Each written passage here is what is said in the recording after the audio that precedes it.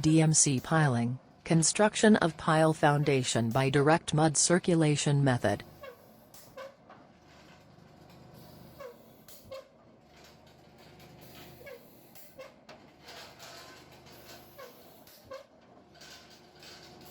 Direct mud circulation method of pile foundation installation is used for board cast-in-situ piles.